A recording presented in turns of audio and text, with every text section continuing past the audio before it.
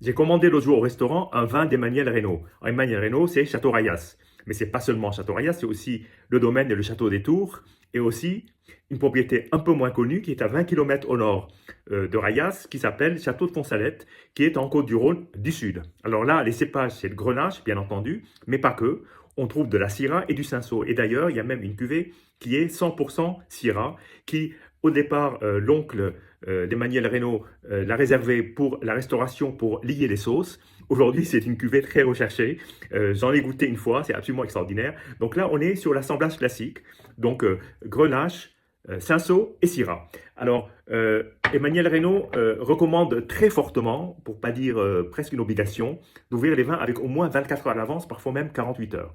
Donc cette bouteille-là, je l'ai consommée sur place, mais j'ai pas tout dégusté. Nous étions deux, il y avait en plus un vin blanc, nous avons bu doucement, et il est resté une bonne portion que j'ai goûté sur plusieurs jours. Alors c'est intéressant de voir comment le vin évoluait, et pour moi c'est un vin qui est à la fois puissant, très sudiste, c'est-à-dire que les raisins sont très matures. On est à la limite de la liqueur de cassis. Ce vin qui est de 2012, alors ça c'est la chance qu'on a avec certaines cuvées d'Emmanuel Reynaud, c'est-à-dire qu'elles ne sortent sur le marché que beaucoup plus tard, c'est-à-dire au moins 10 ans.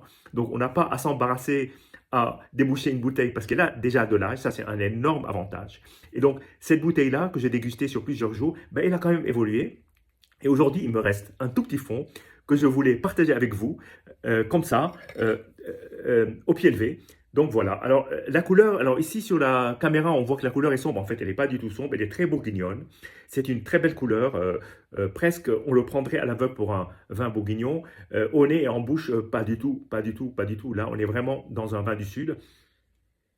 L'aromatique est très olive, très épice, très liqueur, avec quand même une masse de fruits, mais très mature. Les vins qui sont comme ceux qu'on aime quand on les déguste, quand on les goûte, c'est-à-dire tomber de l'arbre tellement ils sont mûrs. Donc maintenant, place à la dégustation. Alors, ce vin a plein de propriétés assez exceptionnelles. Évidemment, il est riche en alcool, il titre 15%. Cela dit, ça passe très facilement. C'est un vin du Sud, y compris pour le Sud et pour le Nord. Donc, en plein été, on peut le déguster légèrement frais, comme vous pouvez le voir là. À 15-16 degrés, c'est parfait. Il y a des petites notes de fruits noirs. Il y a des épices.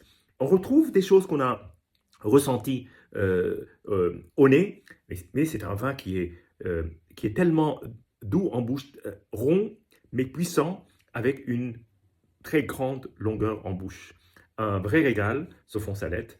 Je vous dis santé et à bientôt.